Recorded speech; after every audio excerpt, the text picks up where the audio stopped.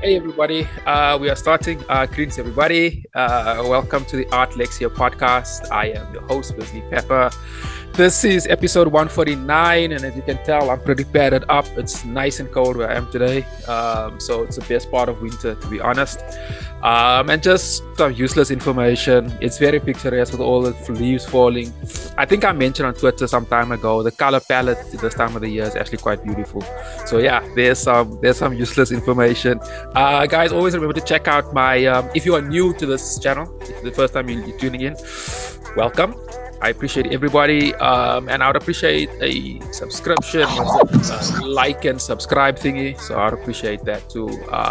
Yeah. So today's gonna be really cool. Today we're talking to the festival director of the Innibos Festival, Ms. Sandra Jacobs, who's gonna be really cool. It's something I actually want to do more of moving forward. Talking to more festival, music and art festival directors and so forth, and seeing, well, basically what's up and what's happening and how these festivals are coping, because you know that everything has changed post-COVID. So yeah, we want to touch a little bit of that. So let's get straight into it. Sandra Jacobs, welcome. Thank you for coming through. How are you? Thank you very much. I'm very well. A little bit tired after last week, but very well, thank you. Yeah, man. Yeah, I was going through your guys. I was doing a little reading up about the festival, and it looks quite big. There's a lot of acts. A lot of mainstream acts. I can understand it must be quite a lot of work. You guys this is your 20th year, so many congratulations for that. We know that in South Africa, any festival that goes past 5 years, 10 years, 15 years, 20 years, it's a lot of work. It's a lot of work. So for my listeners, can you just give us I guess can you just start at the beginning? Can you just tell us a little bit about Innibos Festival, where they're located, where you're from, just a brief history, and then we'll unpack everything. Well, I was one of the founding members of the festival. So we started the festival 20 years ago in Bombela, Nelspruit, here in the Lowveld, in the winter school holidays, specifically because we have fantastic winter weather. You say you padded up today. We have 23 degrees outside today. So people come here from all the cold regions and come and enjoy a couple of days of the arts in the beautiful Lowveld. And obviously we also have the Kruger Park and beautiful natural environment that people can enjoy in and around. We call it Innibos. So we have Innibos Arts Festival and Innibos. You can come and enjoy a lot of the Lowveld while you're here. And a lot of people do that. They make it a holiday destination. It's an arts festival very much like the one in Kanda, like the Karkanka in Oudtshoorn. But it has a distinct flavor. We have a central festival grounds with a main stage where we host huge concerts every evening, and up to 30,000 people attend those concerts nightly. So it really is fantastic crowds, fantastic lineups.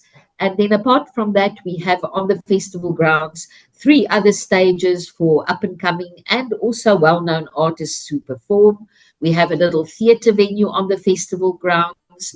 We also have a children's theatre venue on the festival grounds, and all that entertainment is included in the entry fee you pay at the gates. And then outside the festival terrain, we have various venues where we have theatre productions. We also have a number of festival-specific, we call them signature events, like our Boeke Crawl and our musical meander, which we did at the Sudwala Caves this year.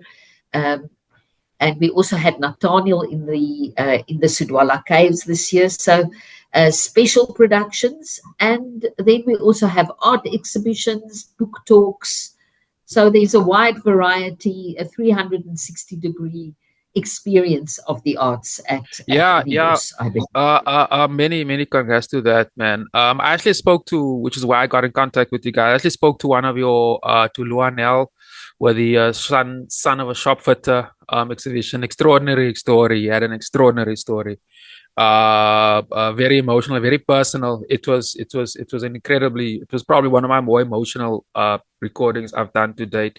Incredible story. And we actually spoke more about the work and less about the festival. And talking about the work, I was very interested in the festival. So just a quick question, you guys saying like you're similar to the Kaka in Oudtshoorn and the one in I almost said Grahamstown in Makanda. Given that you guys, interesting point that you say about the weather and the Kruger National Park there. So you say you get lots of tourists. So I would suspect your tourists are mostly coming from your guests are mostly coming from Gauteng and KZN, or is it a more national, international feel as well? Now, I think generally about 40% of our festival goers come from Gauteng. So we have a huge influx from Johannesburg and Pretoria area, and then also from the other provinces. And this year we had quite a number of international guests. There were people from the US, people from the UK, obviously people from Mozambique and Swaziland right here on our borders. So our international attendance is definitely growing as the festival is gaining momentum. Yeah, man. And can you just give us so you're saying I was looking at your headlines and you have a lot of mainstream. You mentioned Nathaniel. I saw Early B there as well. He's a popular fella, and you say about over 30,000 people. That's massive. So can you just tell us a little bit about? I guess give us just like a brief overview of the festival in 2024 in terms of attendance. Was it did it exceed expectations? Because I kind of want to get into the whole thing of how did you guys reimagine everything post COVID. But let's first start with yes. Okay, we were very happy with our attendance. It was more or less the same than last year, 2023, between 70 and 75,000 attendants. They definitely, I think people are feeling the bite of the economy, and it's expensive to travel from Gauteng, etc. So, but we're very happy with that attendance. Pre-COVID, our festival was a day longer, and then we could normally have attendance around 100,000. So hopefully in future we will be able to add that extra day, the Wednesday, to the festival program again, and exceed 100,000 attendance. But for now, we're very happy with our attendance and with the support we got from festival goers. And I think they really had incredible value for money at the festival. If you think what is included in your entry at the main festival arena, you can go there at 10 o'clock in the morning, leave at 12 in the evening, and you could have experienced theatre, fantastic art and craft stalls, open stages with lots of entertainment, and then in the evening, a fantastic concert with mainline artists. Mzansi Youth Choir was part of our lineup on Saturday night. Artists such as Unita du Plessis, Early B, you mentioned, Dr. Victor, a lot of mainline artists performing, and really very popular with the crowds. So we're happy with the attendance. We're happy with the outcome. We hope we have enough money to pay all the accounts. I believe we will. And I think we had a great festival with a 360-degree experience of the arts. Yeah, thank you, man. Thank you, Sandra. I actually want to find out, given that COVID was 3 years ago, COVID has put brakes on the entire industry, actually, which actually I started the podcast around about that time to sort of track how artists are develop, how artists are coping with the art. So I would assume that you guys were closed for about 2 years. Yes, it was a very difficult time for the festival. We actually missed 3 years of festivals. So this was our 17th festival, because COVID lockdown came when we had our 2020 festival already fully planned. We were going to start ticket sales the next week, and we had to cancel everything. Then obviously 2021, there was full lockdown. And in 2022, lockdown was lifted in March, which was too short a space to organize a full festival in July. or June. Usually our festival is end of June, beginning of July. So we missed 3 years, which was, from a financial point of view, devastating. We did do smaller projects. We had small house concerts. We did online theatre. We had a number of projects over those years to just try and keep the band alive and try and give artists a platform to perform still in spite of lockdown. And we survived by the skin of our teeth. We survived lockdown. And we had our comeback festival last year, and I'm happy to say we increased the offering of our program this year.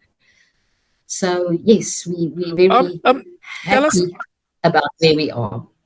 I'm very interested to know. Tell us, when you say you were offering during those 3 years, you offer like online theater performance and so forth. Can you tell us how did you do it and what was the attendance like? And was there any feedback from your audience? Did they enjoy it, not enjoy it, stuff like that?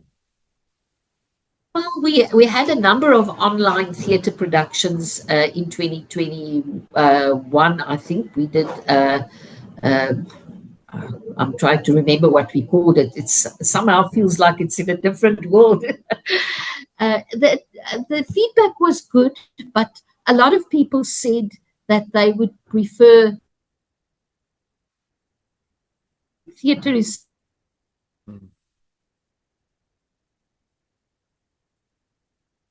Yeah, there's a bit of a delay in broadcast there. People just bear with us.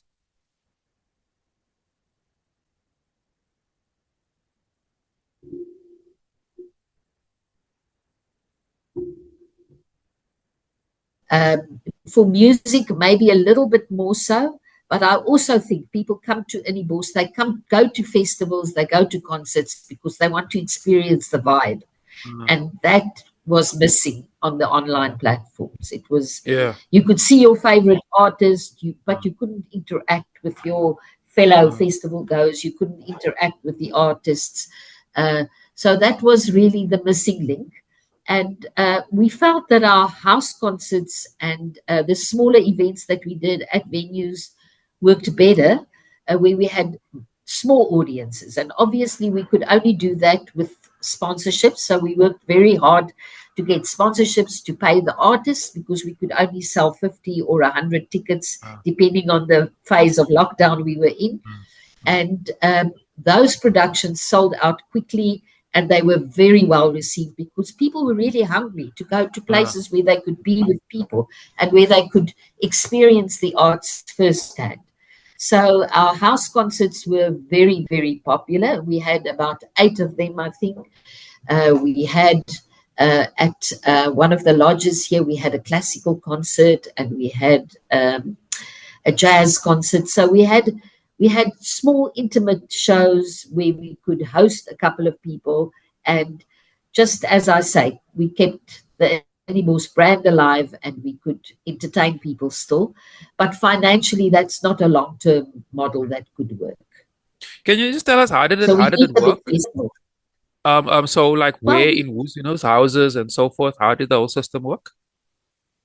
Well, what we did, people were allowed to invite guests to their houses during lockdown. So we would host an artist, say, for instance, Koos Kombuis, and he would perform at somebody's house, and they would invite 30 people who would then pay a small a fee, which we actually donated to a charity. So it wasn't a paid concert.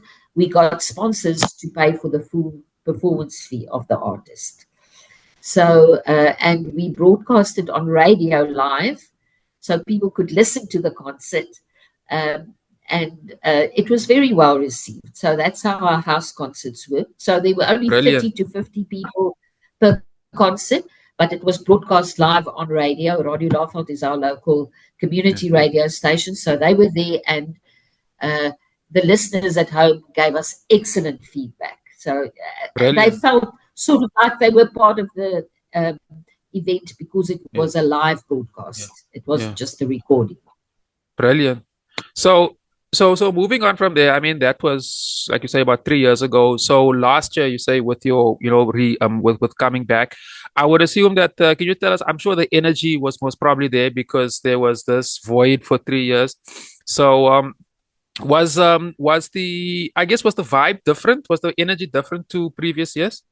And was the crowd attendance a bit more or less? Because Well, are the you crowd, affecting the I think economy as well? last year people were still, people were wary. Is it going to be the same as before COVID? Mm. Hasn't everything gone down? Is it going to be flow? so, so I think people were a little bit attentive, especially if you had to drive from Gauteng. So we definitely saw in 2023 that we had more of a local attendance and a little bit less from Gauteng and the other provinces, because people were a little bit wary to spend that money on travel and on accommodation and everything, and they weren't 100% sure was the festival going to be of the same standard as pre-COVID. I think all those fears were put aside, Put and aside. I'm positive that this year we'll have our attendance from Gauteng rise. And yes, there was definitely a great excitement to have a live festival again. But because the festival was a day shorter, obviously we didn't have the same attendance as in 2019. And we'll have to grow it again. It's like Just starting restarting from something. over. Uh, Yeah, it's starting over. And also, you need to keep on catering for new people. So we always try and keep our lineups young so that we can yeah, also I get wanted younger to get festival into that. goers. Yeah, yeah, to get into coming to the festival. We still have to work to get younger people to attend the theatre productions a little bit more, and the art exhibitions and so on. Mostly we have our 45 plus age groups attending theatre.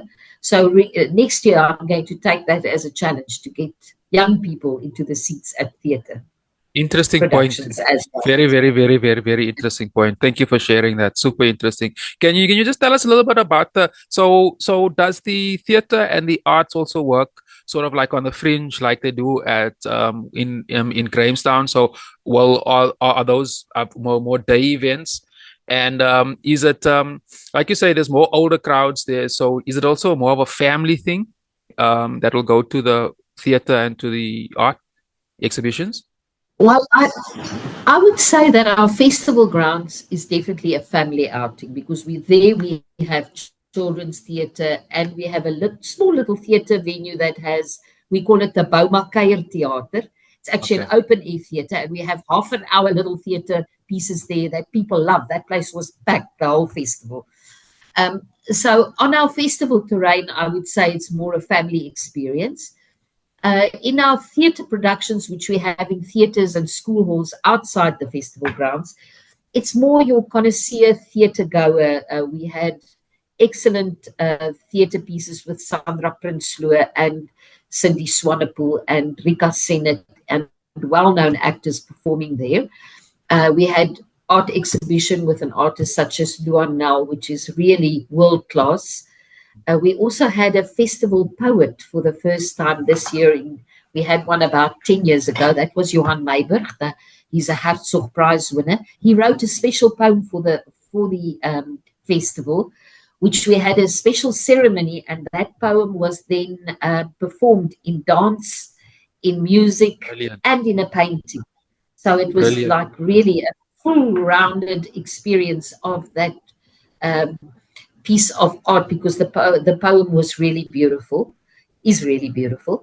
Um, so yes, those sort of productions, people buy tickets.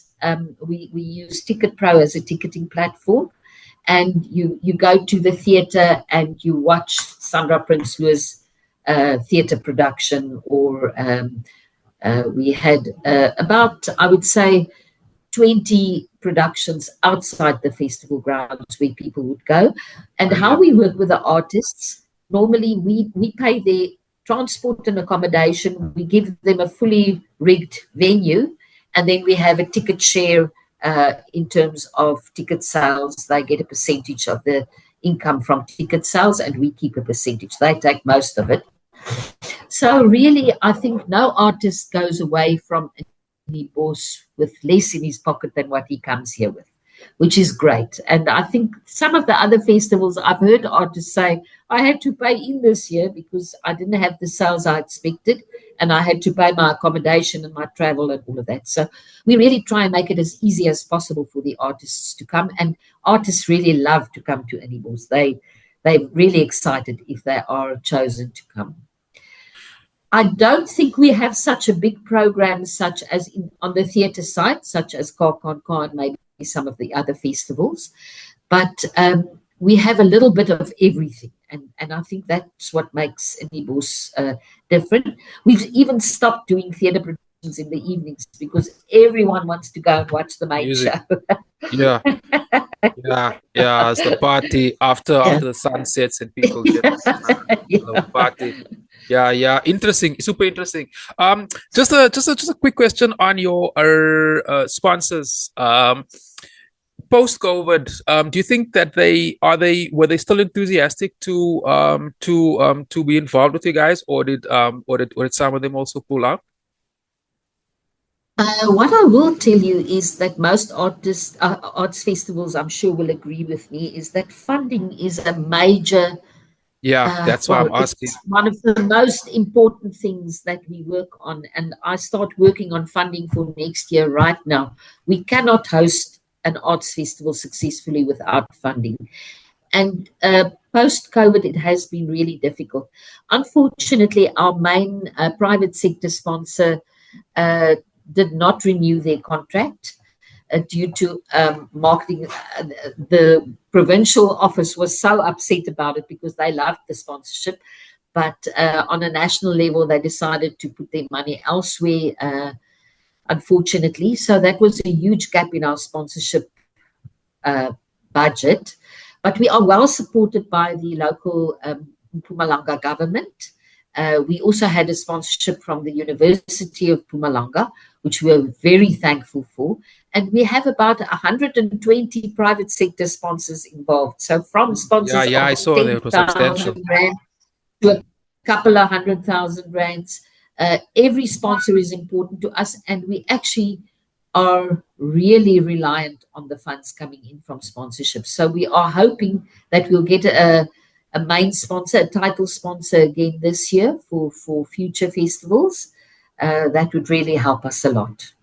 Yeah, thank you for that. Interesting. I would tell me, like, because I mean, you've got a lot of over 30,000 people coming through a 3-day event. Is the festival really important to the local economy? So other small businesses, vendors, etc., hotels. Yes. We do an official economic impact study annually through the Northwest University Business School. And it's estimated that the economic impact is between 80 and 100 million over those 4 days of the festival, which is incredible. Fantastic. So that is not what people spend at the festival. That is what they spend on fuel, on accommodation, on buying food outside the festival grounds. So those are... that is money that really goes into our local economy annually. And the festival itself employs about 2,000 people. I was going to ask that, over the period, yes, officially by us, but we also provide to a lot of our vendors. We supply staff to work in their areas. Some of our suppliers, such as the cleaning services, security services, they employ extra people. So it's really also a job creation opportunity, even though it's just for a few days. But that really creates economic welfare for our area. And I'm very pleased to say that the economic impact stays the same. And it was still, I think it was 75 million last year, which was great for a post-COVID year. Yeah, no, it was that's a very healthy number. And just to add on to the point, these sometimes I guess as a festival goer, you can sort of overlook the impact that the festival has on a local economy because you're just a festival goer. But I think it's really important Yeah, I think it's a really important part of local economy. And as you say, people like cleaners, security guards, etc., etc. It's I'm sure they look forward to it just as much as the Yes. organizers. So that is fantastic. I want to tell you a quick story. I once Yeah, parked absolutely. at a shopping mall, and a guy came to me, and I had Innibos branding on my vehicle, and he asked me if I work for Innibos, and I said yes. And he said he just wants to thank me, as he was a car guard, and he said over the past 5 years, Innibos has built my house.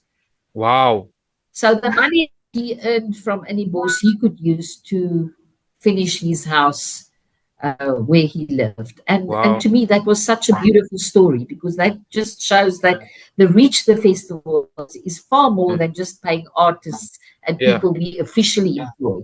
He was yeah. not officially employed by the festival, but the festival brought him an opportunity to make some money as a car guard, even Fantastic. unofficially as That's a part of the very festival.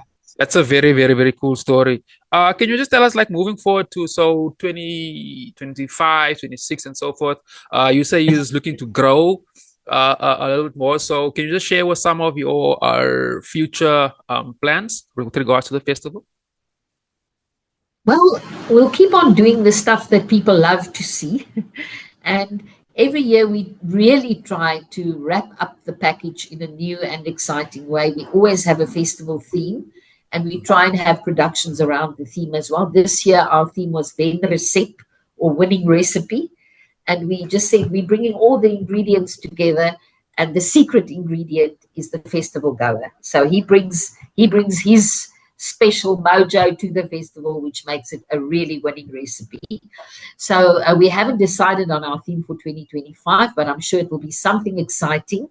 And uh, we we on the lookout for artists. I have a dream which will not come true next year yet, but I want to bring Pretty Yende to our festival. She comes from our province, Pumalanga.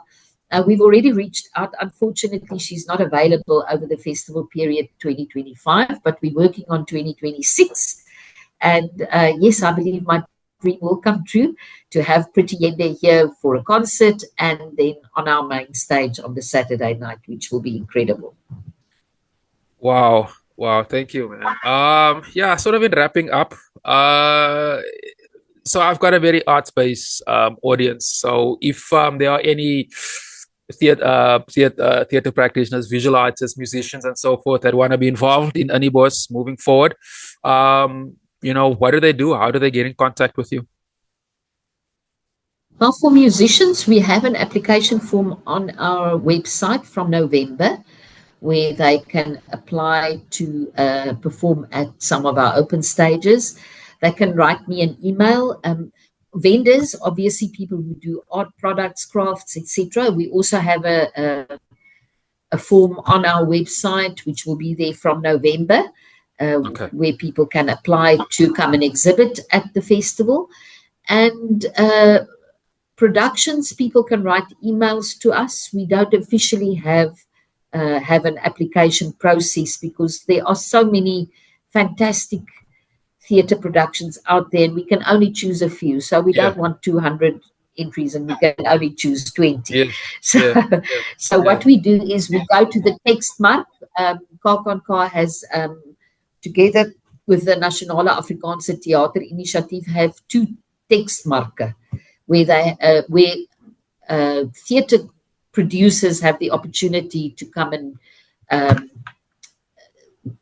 do something of their work. They present what they have, and it's almost like a shopping mall. And we go there and we see what is available. We speak to the producers, we speak to the writers, and one of the pieces actually, two of the pieces we brought to the festival this year were from Texmark. One was a street taxi called Desiree by Orbit Mataung. Fantastic production. People loved it. And the other one was Forte, with Rika Sinet and Adrian Havenga in the role. So, yes, people must use the normal uh, ways in which they normally present their work, but they're also welcome to do a presentation. Send me an email, sandra@innibos.co.za. Yeah, I was going to ask for your email address. So thank you for that. Sandra Jacobs, thank you very much, man. This was actually quite insightful, and many congrats, like especially on the fact that you are such an integral part of the local economy. You know, South Africa needs that more and more of that. And this platform is Champions Arts, and it's beautiful to hear stories of how art initiatives are helping the local economy. It's a narrative that's unfortunately missed through most of the mainstream media. They always look at bigger industries and so forth. But I think that the arts is actually quite key to local economies, and I'm sure even the local based artists there as well are most probably also very reliant on that for new markets and clients and so forth. So many congrats to that.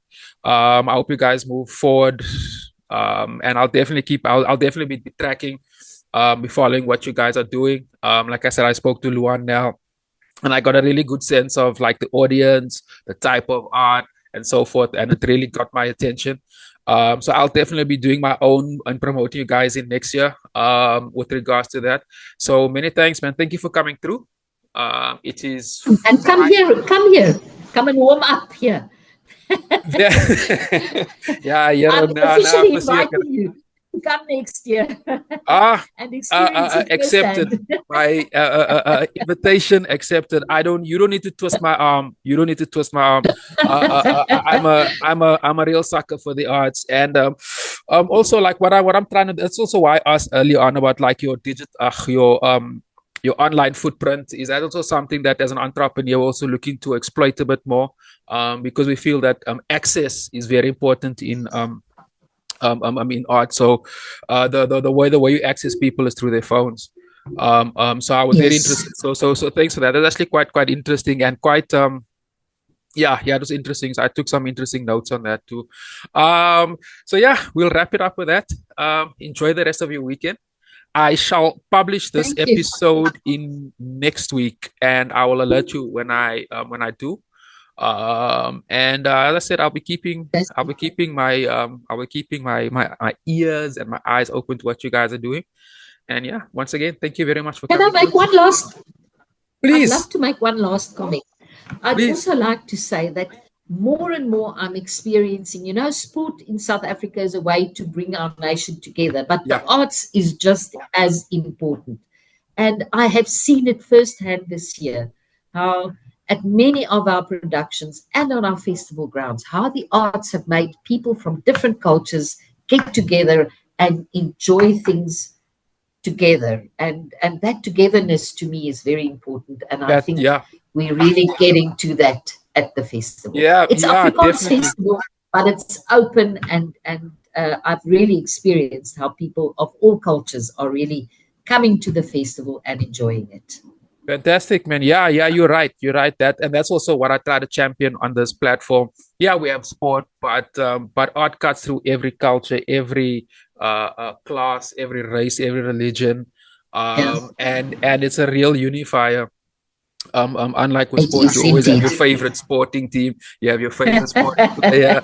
Well, with art, you hardly get that. So I definitely champion you. I definitely agree with that. So yeah. Once again, Sandra, thank you very much, my sister. Thank you for coming through, and I'll be in touch. Thanks for the time. It was great chatting to you. Bye-bye. Cheers. Bye-bye.